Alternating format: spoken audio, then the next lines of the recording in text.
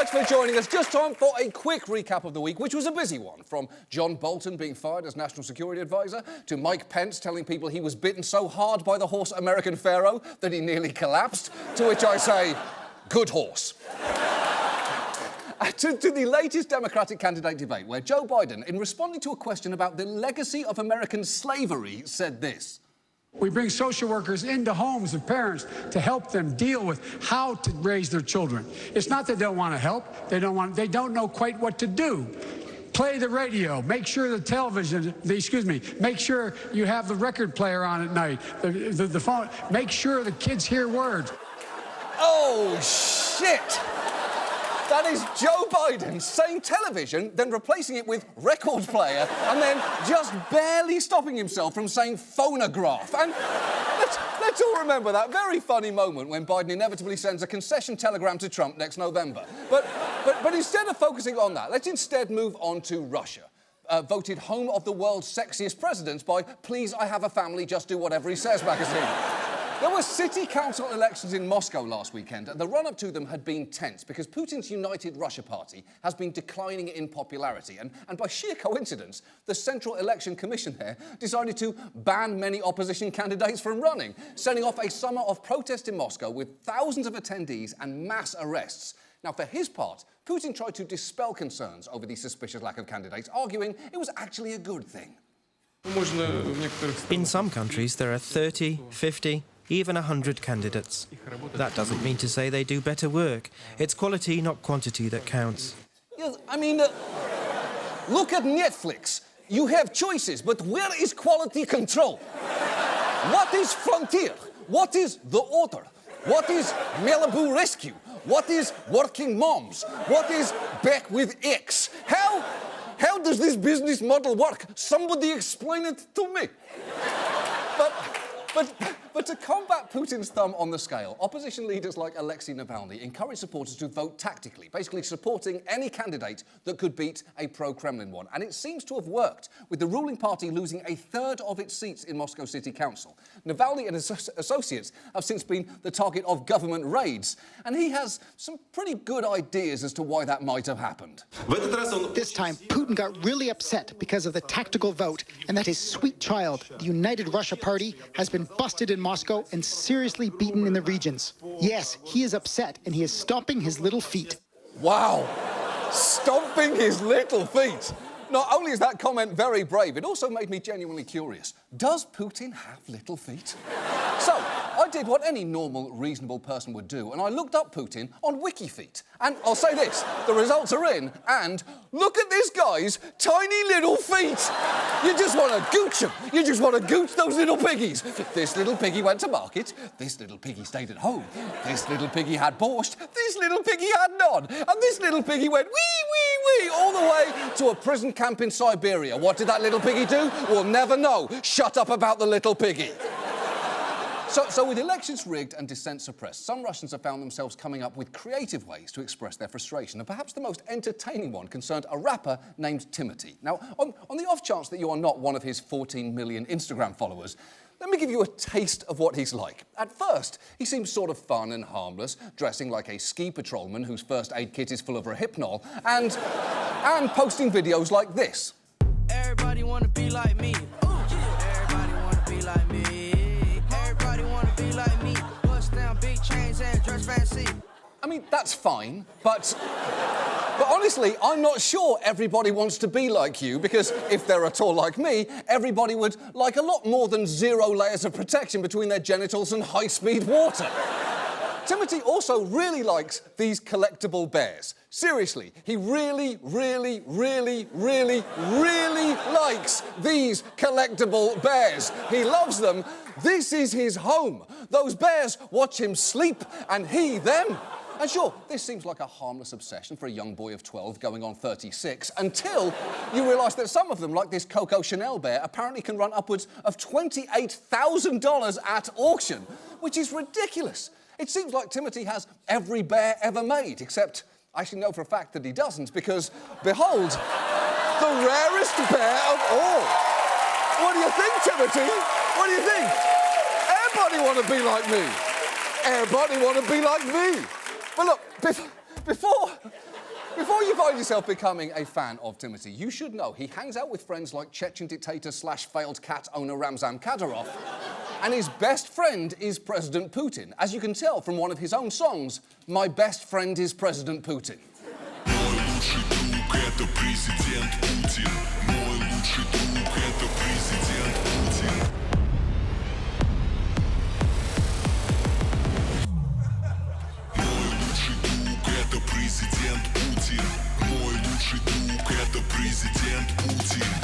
We get it. I gotta say, though, it is genuinely jarring to hear a rap song that is so pro-authority. It's like if NWA's biggest hit song had been called Hip Hip Hooray for the Police. So, you might justifiably ask at this point, what the fuck has Timothy got to do with Moscow's local elections? Well, just before they took place, he and fellow rapper Goof, real name, put out a video called Moscow. It was a classic Timothy Goof collab, if I ever heard one, and I definitely haven't. The song featured lyrics like Moscow is the city that doesn't hold gay parades, and I don't go to protests and talk bullshit. And coming in the midst of a fraught election, people understandably did not react well to that. In fact, Moscow actually became the most downvoted video on Russian YouTube.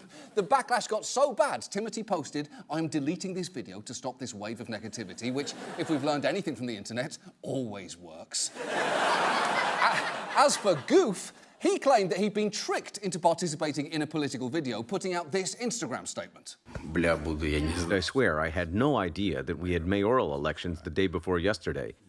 I was told that we need to wish the city a happy birthday because we are Muscovites and it would be nice. I fell for that bullshit. Yeah, sorry, Goof, but you done goofed on this one. Although, in his defence, it was Moscow's 872nd birthday last week, which is traditionally the make a homophobic jock jam for the government anniversary. The point here is, many Russians are understandably frustrated with their government, and they're taking that frustration out wherever they can, even on a medical-grade fuckboy with a sadly incomplete toy bear collection. And while I doubt the opposition is going to topple Putin anytime soon, it is honestly encouraging to see them able to keep him on his tiny little toes. And now, this. And now, Maria Bartiromo's guests will never let her forget what September 11th really means. It helps to remember where we were, what we felt, who we talked to on September 11th of 2001, and also how we felt on September 12th of 2001, 17 years later. You're sure right, Mitch. 3 words. Happy birthday, Maria. Aw, Mitch, thank you for that. That's right. Yes, happy birthday. I would be remiss if today I did not remember the fallen heroes on 9/11, and also, together with all of the massive legion of fans across this country, if we did not wish Maria Bartiromo a happy birthday. I'm sorry, Maria. This was a question. Say a prayer for all who are lost. Thank a cop and a fireman. And to you, Maria, happy birthday. Oh, no, I don't. Yeah, no, let's not do that. Now, I can't believe it. Thank you. Thank you so much. You brought this cake. Thank you, Dick. I have the worst birthday ever. My husband calls it the International Day of Sadness all the time, but I appreciate you thinking of me on this. It was my birthday first. Moving on. Our main story tonight concerns immigration. It's the system that brought you Albert Einstein, Yo-Yo Ma, and me. And yes, obviously, fuck, marry, kill, respectively. Immigration is the subject that Trump campaigned on the hardest, and as president, his tone hasn't exactly softened. I told my people yesterday, our country's full. We're full. Our system's full. Our country is full. Can't come in. Our country is full. What can you do? We can't handle anymore. Our country is full. Can't come in. I'm sorry. He's right. Our country is totally full. I mean, just take a look at it. The thing is absolutely packed. There is simply no room here. I mean, maybe if one of these guys dies or something, but until then, there's just nothing we can do. But look, it is obviously not that simple. And in Trump's more reflective moments, seen here, he actually claims that there is one kind of immigration that he wants, legal immigration. It's the thing that he and his political allies will tell you they love. I want legal immigration. I want great people to come in. I want legal immigration. I believe legal immigration is good for our country. I believe illegal immigration isn't. My views on immigration are simple, and I've summed them up many times in just 4 words. Legal, good, illegal, bad. I do not like that man, Ted Cruz. I do not like him in the news. I do not like what he just said. I do not like his boxy head. I do not like him wearing glasses. I do not like him kissing arses. I wish he'd never get one vote. That man, Ted Cruz, can lick my scrot. But look, here's the thing. If we take all of them at their word, we actually agree on this. Legal immigration is good. That is a popular opinion, both among those who see immigration as foundational to America and among economists who largely agree that it increases economic growth. About 13% of the people in this country are immigrants, 3/4 of whom are here legally. So this system affects a lot of people. And with all the talk about illegal immigration, the flaws in the legal pathway, which arguably help fuel illegal immigration, often get ignored. So tonight, let's talk about our legal immigration system, because there are a lot of misconceptions about a process that, to be fair, most Americans have never experienced. And a key misconception is captured in a phrase that you hear all the time, both from politicians and from ordinary voters. We want to let people in legally, get in line, and we want to let people in legally. They have to do it the right way. They have to get in line, come legally, and wait in line like all of them. There are a lot of people from all around the world that are in line and waiting to come in here. And I don't think that they should be able to come in ahead of all these people that have been really struggling to get here. Right, get in line. And look, I know that is an appealing phrase, but it's significantly more complicated than that, as you could probably tell from that woman's reaction. I'm guessing the closed captioning for which is probably woman thinking, the fuck?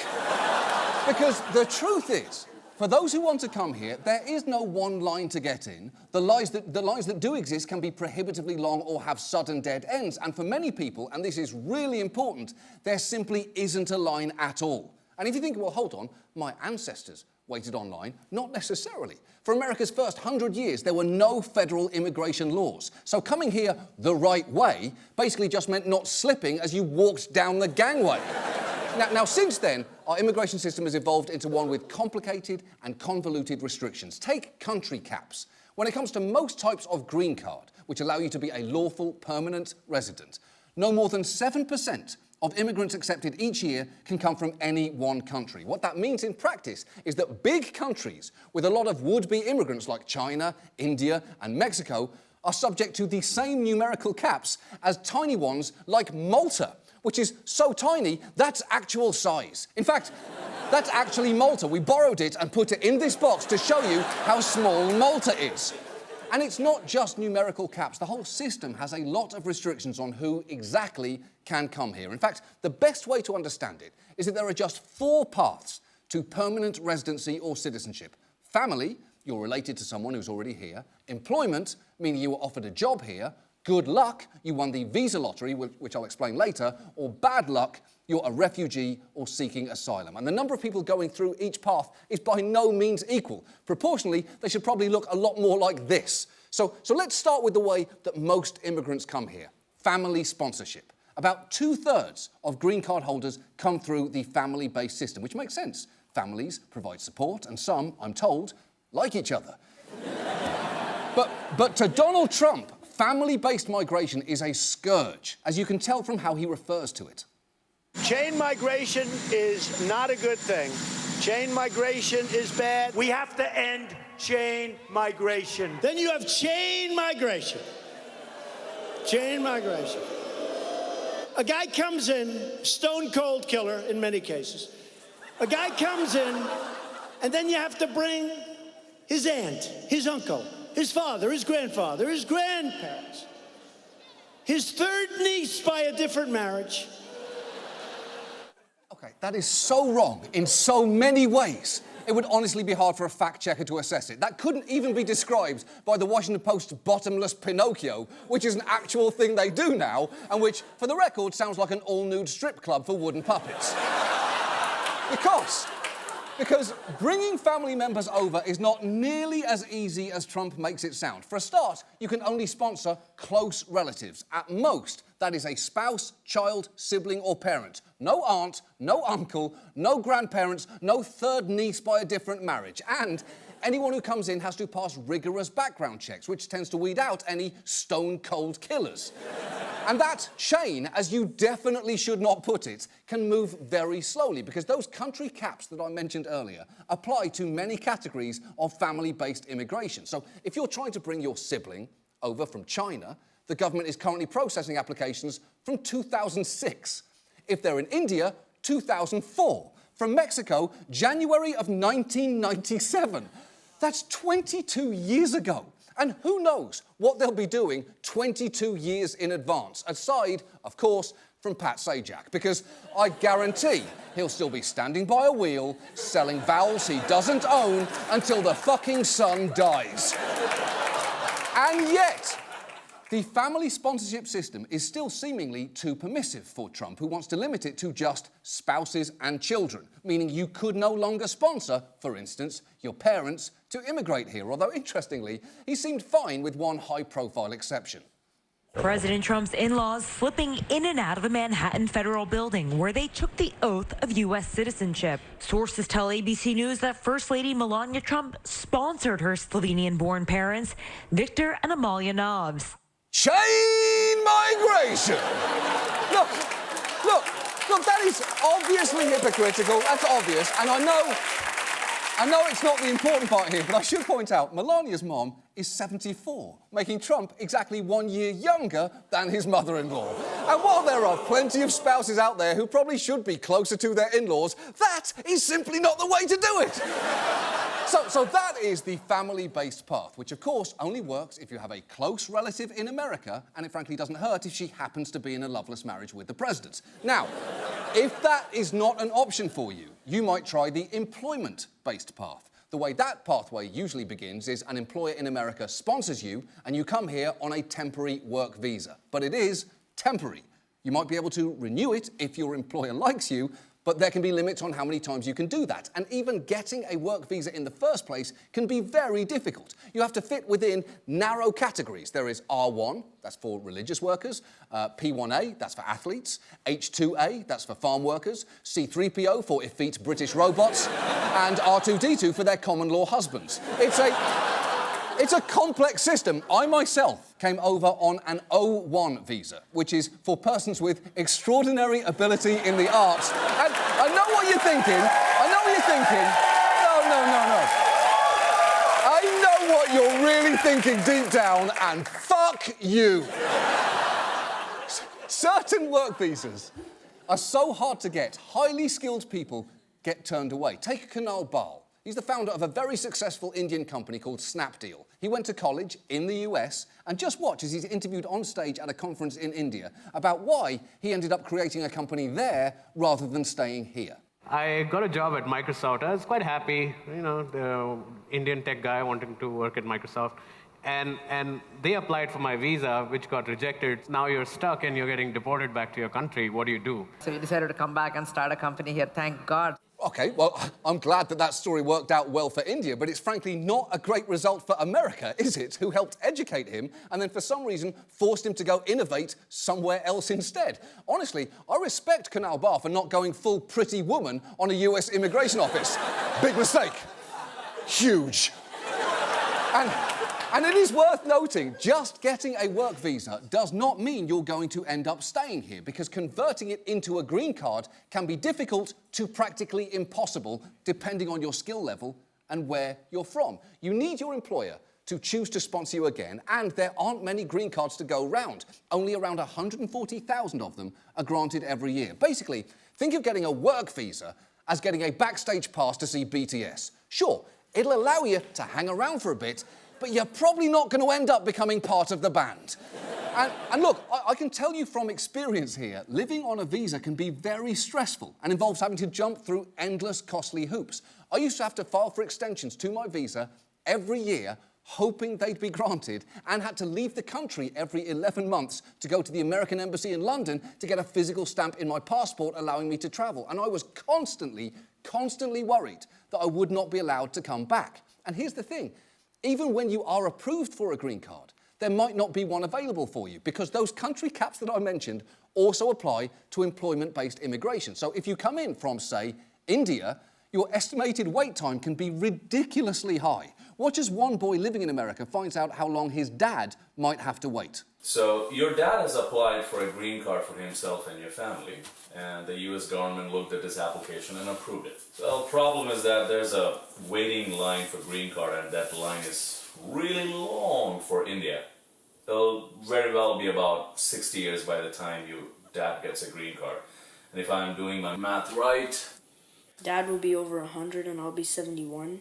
Well, nearly, your dad'll be dead, but yeah, you will be... You'll be 71. Or dead. You could be as dead as your very dead dad. But overall, your point is a good one there, kid.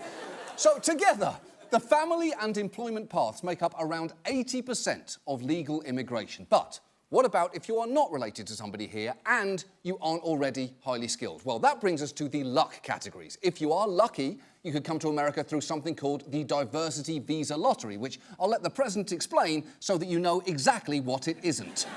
They call it visa lottery. I just call it lottery, where countries come in and they put names in a hopper. They're not giving you their best names. Common sense means they're not giving you their best names. They're giving you people that they don't want. And then we take them out of the lottery. And where they do it by hand, where they put the hand in a bowl, what's in their hand are the worst of the worst. OK. There's just not time to break down how wrong everything he just said was, but suffice to say, Trump can expect a visit from bottomless Pinocchio any day now, because everything about what he just said is wrong. The country the person comes from is not involved. They don't give us anyone. The people who win are vetted, and obviously, it's not done by hand. 22 million people applied in 2017. Does he honestly think we made one of those spinning bingo hoppers for 22 million ping pong balls? What actually happens is anybody who lives in a country with low immigration rates to the United States can enter themselves into a computer-run, non-bowl-based lottery for the chance to win something called a diversity visa. And out of the millions of people who enter, only 50,000 win. So your odds of winning that lottery to come into the country are about the same as your odds of getting shot once you get here. Basically, if you win, congratulations. For now. So the visa lottery is the longest of long shots. It's honestly barely even worth talking about, which brings us to our final category here, bad luck. That is basically refugees and asylum seekers fleeing terrible situations. And America has long prided itself, with some reason, on the fact that it's led the world in terms of refugee resettlement, accepting more refugees annually than any other country. But, as you probably know, Trump does not care for that. He has attacked the asylum system repeatedly, and while Obama set the annual cap on refugees at 110,000 in his last year in office, Trump slashed it to 45,000 the next year and 30,000 the year after that. At this rate, next year's cap will be reduced to just Zayed, at which point Trump will probably make his campaign slogan, "Get rid of Zayed."